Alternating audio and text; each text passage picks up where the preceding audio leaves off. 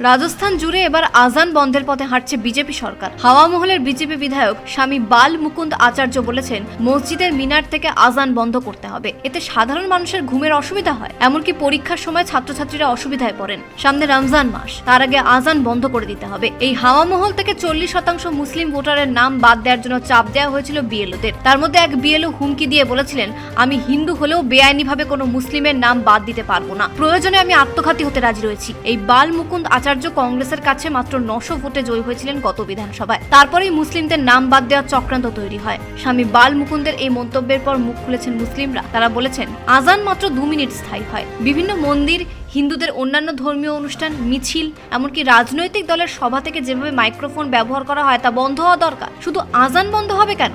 ইতিমধ্যেই রাজস্থানের বিভিন্ন মসজিদে আজান দেওয়ার জন্য ডেসিবেলের নিয়ন্ত্রণ করা হয়েছে। দীর্ঘদিন ধরে এই পদ্ধতি চলে আসছে। স্থানীয় এক মসজিদের ইমাম মাওলানা ইমরান কাসিমি বলেছেন, যেভাবে এখন হিন্দুদের বিভিন্ন অনুষ্ঠানে বা রাজনৈতিক দলের অনুষ্ঠানে ডিজে বাজানো হয় তা ভয়ঙ্কর। যদিও হিন্দুত্ববাদী সংগঠনগুলো বলেছে, আজানের বিরুদ্ধে দ্রুত ব্যবস্থা নিক রাজস্থান সরকার, নতুবা বড় আন্দোলনে নামার হুমকি দিয়েছে তারা। ব্যুরো রিপোর্ট, পুবের কলম ডিজিটাল।